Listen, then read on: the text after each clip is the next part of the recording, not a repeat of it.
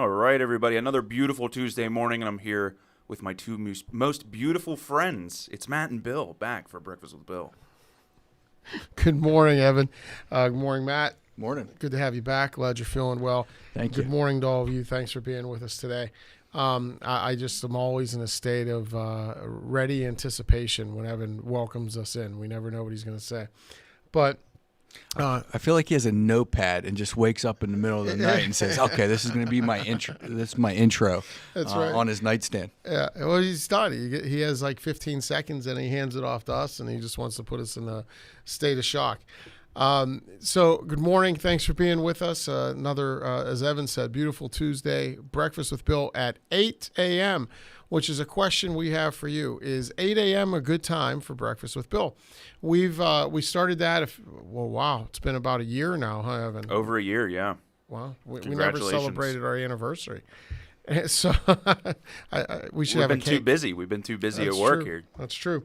So we've been doing this for over a year. It's been great for us, and you guys have been so supportive. We continue to grow our viewership and subscribers. And we were talking the other day, and Evan noticed that as we move through the show, as we get closer to 8:20 and 8:30, our attendance or viewership tends to rise. So we're going to post a poll today on LinkedIn that Evan has ready, and ask you guys what's best for you. Is 8:30 a better time? Does it give you a little more time, as Evan said, to make your coffee in the morning? And join us. If you prefer 8 o'clock and you're good with 8 o'clock and you think those people that come late to the party better just wake up early, that's great too. Let us know. And based on the results of this poll, we'll be making some adjustments in the weeks ahead, or just staying committed to our 8 o'clock. But take a look at that today on LinkedIn. Let us know what you think. Matt, you're allowed to vote too. Okay. I could just picture Ron saying, "Is there an 11 option?" Yeah, right. So poor Ron, he gets picked on even when he's not here. It's like Marcy sends those in for us. So, yeah, we'll do it. Let us know what you think, and that poll should be live on LinkedIn right after the show. And speaking of LinkedIn, this is our audience participation week. We actually got some questions submitted this week that we're going to be talking about. I know we said that today we're going to talk about our how our sales DNA, or that hard coding in our behavioral profile, how that impacts our ability to sell. And it's true, when we look at what our hard coding is, we all bring baggage, as I like to say, into today. Some of that baggage is very good. And when I talk with leaders, I always say that some of that baggage is very good. You grew up in a very loving home. It's very, you've experienced unconditional love. I always joke and say my wife Susie's come from an Italian version of a Norman Rockwell painting, right? Where like everything's great. They love each other. It's just, glorious. And it's loud. And a lot of people are going to hug you and touch you, but that's the beauty of it all for us. And, I think, Matt, you come from a background like that where you knew unconditional love. So we all bring that baggage of our past to today. Some of that baggage is very, very good. Some of it is very, very bad. And for those who bring some of the challenges to today that say, oh, I can't ask people these questions, or I have to be polite, right? Mm-hmm. I'm not saying you don't want to be polite, but if you feel like you can't ask people questions, or that you don't have a right to know certain information, it's going to limit your ability to do great discovery as a salesperson. Yes? Yeah, and I think it could limit you from even picking up the phone, because I know the one question that we have is about prospecting, and understanding the importance of prospecting, but failing to do it consistently, not being able to. And I'm not sure, Evan, do you have that? Do you have the question? Do not have the question. Okay. So the question was, I know the importance of prospecting. However, I can't get into a rhythm doing it consistently for an extended period of time. Mm-hmm. And so I think really looking into that consistency portion, they're twofold in my mind. It's number one, the mindset, right? Why maybe can't you pick up the phone, or looking at what's stopping you from picking up the phone, or what happens when you pick up the phone. Mm-hmm. But then I think on the back end of that, it's more of the scheduling. Every salesperson right now, I want you to look at your calendar and tell me, where do you have prospecting blocked off? Yeah, and that's like it shouldn't mean I'm going to do it here. It should be a block that says prospecting. And one of the self-limiting beliefs, or some of the DNA that gets in the way of that, and this is something you need to look inside yourself and figure out if it's the case for you, is a need to be liked. Mm-hmm. And if you have a high need to be liked, you're going to not want to pick up the phone and be rejected. So if you like people to accept you, if you like to be able to connect with other people, if you like to make friends, if you like to be liked, it's going to be very difficult for you to prospect if that's your driving force. There's another self-limiting belief. I feel I might be stretching it a little bit, but I need to educate my prospects. That's another self-limiting belief that comes off of the OMG assessment, where I think education is not bad. There's a right time to have conversations and to extract information with questions. But I think a lot of salespeople feel like, all right, I have to have this pitch that talks about the bells and the whistles and how do I educate them on what we do and how we help in 30 seconds, right? And they spend all that time on there, where more or less for me, it's about how do we start a conversation? Yeah, it's funny. Recently, one of our clients reached out to me, somebody we work with, and it was a newer client. It was a newer person at the company that we were working with. And he reached out and scheduled time. He's like, Bill, I want to go through my pitch with you because I have a meeting coming up. I was like, great. And he had like 20 slides presented. And they were all about me slides, right? They were all the language of us versus the language of them. And the language is all about, we've been in business this long, we're this good, we're ranked by this, agency or whatever is this. And it was all push information. And I got through a few of those and I said, I have a question. Do you plan on going through all these with the prospect? And he was like, yeah. I said, okay. I said, can we start a new deck? We're going to add a couple slides. He said, sure. First slide is like, how can I help you? Right? I mean, it's as simple as, why aren't we starting our conversations? If you feel you have to educate people, which is a self-limiting belief, if you feel that you have to educate your prospects, please don't confuse that with sharing natural, normal information with your prospects. That's part of what we have to do, right? If somebody asks you a question about how do you do this, how do you guys engage, how do you charge us, that's information we have to share. That's natural. But if we feel we have to educate people and give them all the background story and give them all this run-up information, then you have to ask yourself the why. And in many cases, we find the why that exists is because that salesperson who feels they need to educate doesn't understand how to get the conversation. They don't understand how to properly use the invitations to conversation that are our power. Right? That's our need to drive conversations, is by asking people what they're hoping to accomplish, how we get them engaged, how we can help them, what does success look like, all of those things.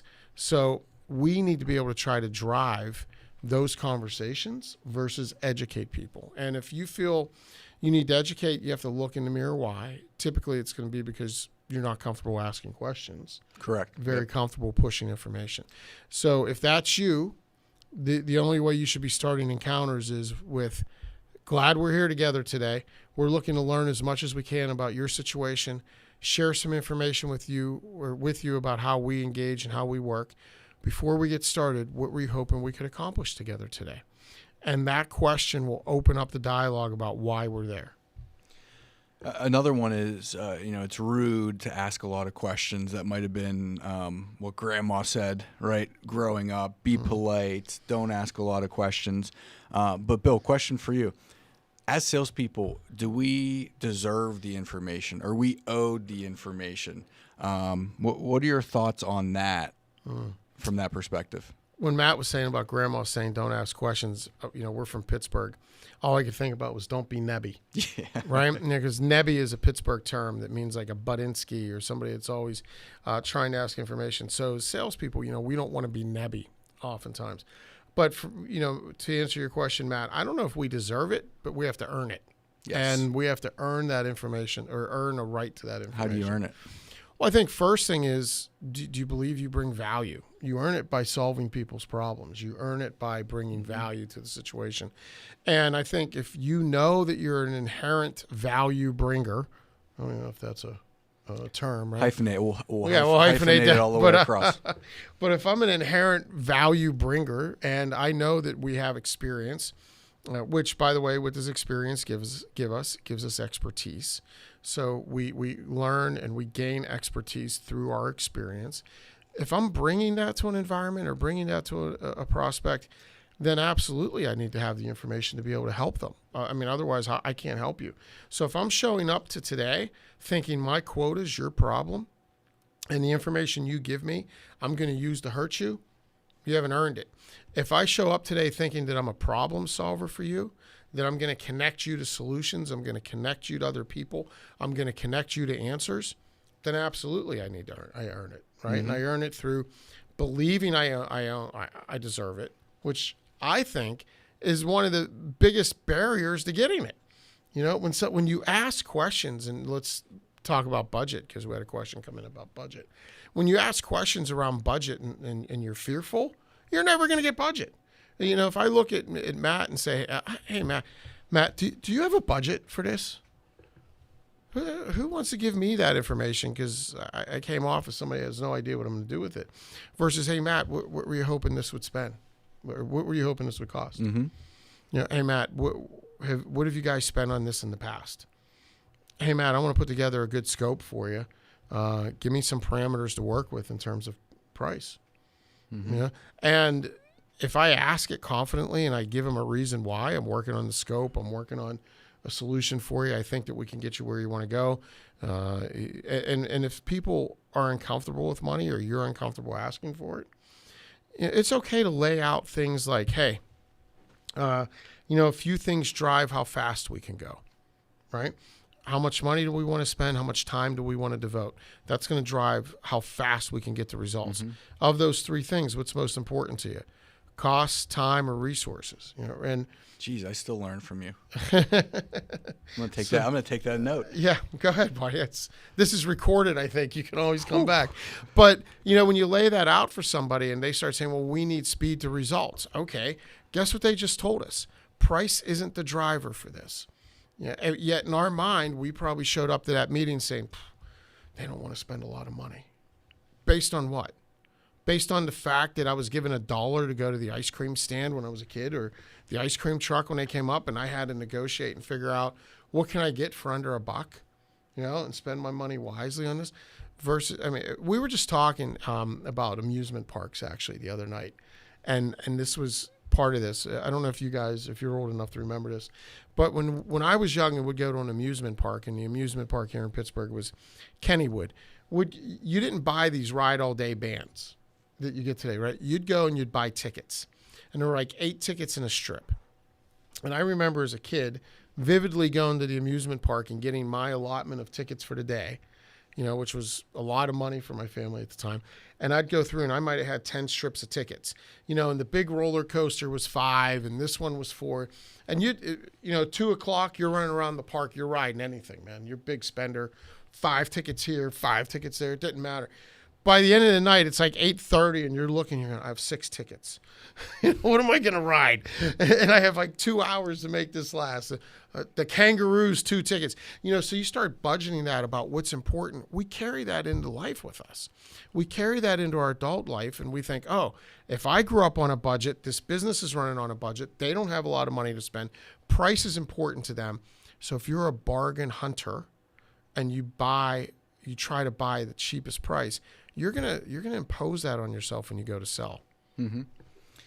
Not to put you back on the spot, but I want to back up a little bit. The belief that we're there to help, right? Mm-hmm. And the belief that we have something that can provide good and solve a problem and a solution. What happens if you're not all the way there in belief of your product or your belief of your service?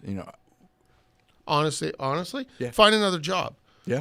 Because if you don't believe that I'm here, if you think you're with the wrong company, and, every time I drop one of these little think about it, I'm always hesitant because like all I told you, we bring baggage to today. So some of us are well developed. I'm not necessarily putting myself in that category, but some of us are well developed and some of us are developing.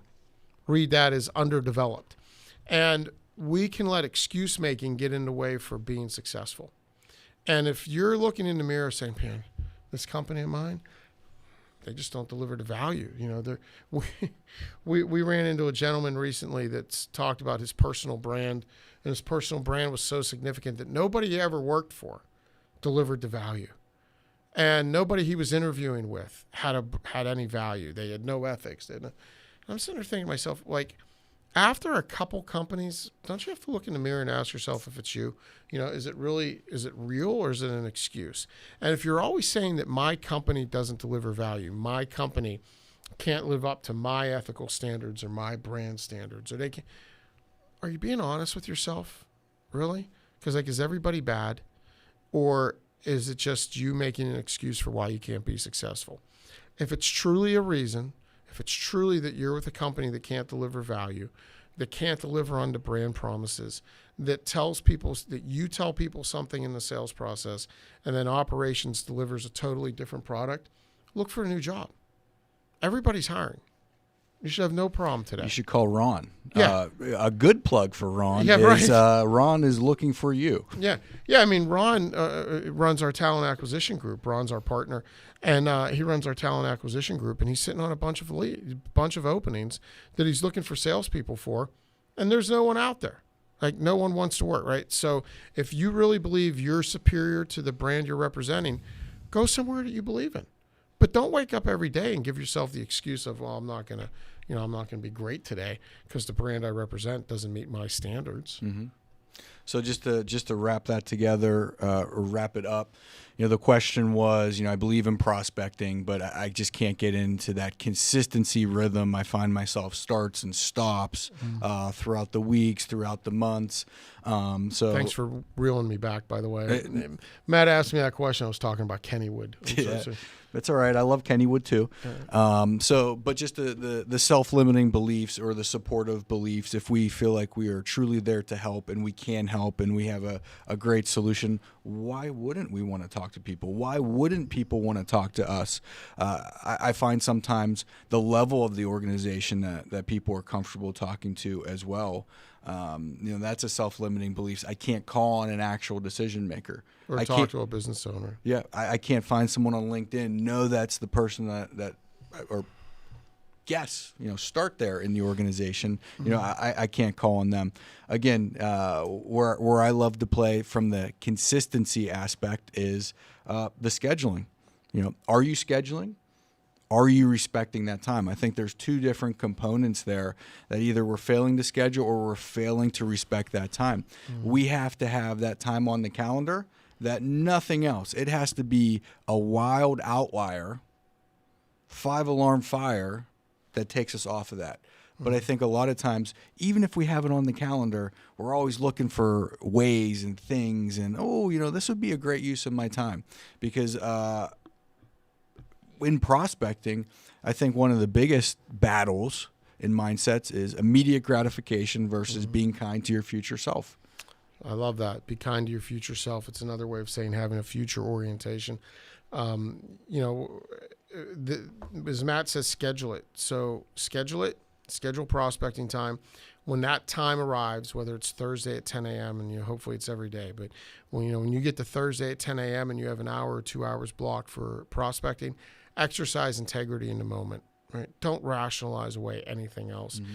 Don't rationalize away, I had to call my insurance agent because of something. I had to make a doctor's appointment. I had to do that. Great, do that at noon, right? Just don't do that to yourself.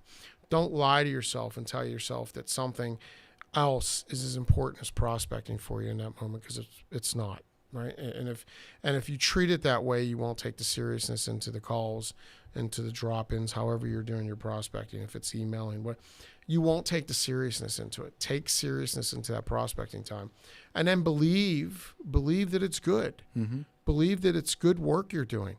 And the people that are most successful in prospecting are ones that get over the nose. They know that the work they're doing leads them into conversations, which is what they're paid to do. They're not paid to make phone calls. They get paid to have great discovery conversations, to win work, to have closing conversations. Unfortunately, we don't get to do those if we don't prospect. So prospect like you mean it, prospect with some confidence, prospect with the belief that you're going out into the world to help people, schedule it and exercise integrity in the moment. And I think just forget about the script. It's not an excuse to not be double negative there, not be prepared, right? We have to have some semblance and some notes, but I think the scripting, the prep, the who we're going to call, the how we're going to do it, the when we're going to do it. One of my favorite things in prospecting to tell people is just do it. Let's just start doing it. We'll go from there. We'll evolve. We'll adapt. Let's talk about the answers that we're getting. So. I've mentioned this before, but it's timely. A few years ago, one of our clients, one of our great best clients, they were going through this really deep examination of how should we be reaching out to people? How should we be networking? How should we be contacting our COIs, our centers of influence? And they were going through this like elaborate flow chart. Like if they've referred to us in the past, whatever, we should do this and do the. And I watched this play out, and I was like, I have an idea. How about we just pick up the phone? Like instead of all the flow chart, instead of all the complexity we're adding, instead of all the analysis, why don't we just pick up the phone and call somebody? And it's amazing how that became the theme for the year. Their leader was like, I love it. That's our theme for the year. Just pick up the phone. So it bled over into their client service and their customer service that instead of, just sending emails, texts, whatever it would be, just pick up the phone, call somebody. Great things happen when we do it. Yep. And you know me, I love scorecards. I love the metrics. My challenge to you as well is, what's your prospecting goal this week? If we don't have a scoreboard, it's really hard to hit it, right? If we don't know what success looks like, then it's tough to achieve That's right. success. Anything looks good. So, my challenge as well is, what does success look like from prospecting? And just have that can do, find a way attitude. There's going to be things that come up, but can you just find a way to do it? So challenge yourself. We're running out of time, but just to touch on that last question, the person believed in Fant, right?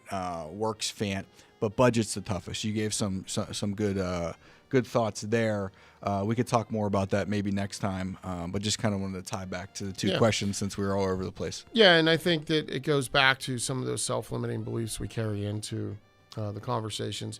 If I don't believe I can use that information for good, it's going to be tough for me to ask what it is. And if I don't convey to the other that there's value to asking for it, they're not going to want to give it to me. So, it's like when you walk into a car dealership and you say, hey, I want a payment that's going to be $350 a month. They're going to kill you, and guess what your payment's going to be? $375 a month, because it's close enough versus actually understanding where you're at and where the value is. And I think that's really important. Why are we asking for that? That's right. That's the most important part. Because I think there's a self-limiting belief as buyers. If I give them that, I'm going to get less competitive of a quote, or they're going to use it against me to hurt me, or for me to pay more. So, I think the why in budget, and for whoever asked that question, apologize. We could talk more about that. Two traits to think about when you ask that question. Two traits you want to demonstrate: those confidence and sincerity. If you demonstrate confidence and sincerity when you ask for the numbers, or confidence and sincerity when you start having that conversation, it's going to make others more trusting and more willing to enter into the conversation with you. And by the way, sincerity is something we should bring to every conversation, and confidence is something that comes from success. So if you're struggling with one of those, if you're struggling with sincerity, look in the mirror and ask yourself if you're human, right? And if not, become more human. And I don't mean that smart, like become focused more on others than yourself. That'll help you with sincerity. And if you're lacking in confidence, where does it come from? Is it coming from a lack of success? Where's that come from? Is it a lack of effort? Is it a lack of planning? Is it a lack of prospecting? So, but we're running late. It's always fun to be the sidekick to Matt on Breakfast with Bill. Thanks, buddy, for letting me join you. You're welcome. And thank you all for being with us. Please remember to vote on Showtime and submit some questions for us that we can answer for you next week, and our back and forth. And we appreciate your time. We appreciate your confidence, and we appreciate the time you give to us every week, and the sincerity you bring. Hopefully we bring value to you guys. So have a great week. Take care. God bless everyone.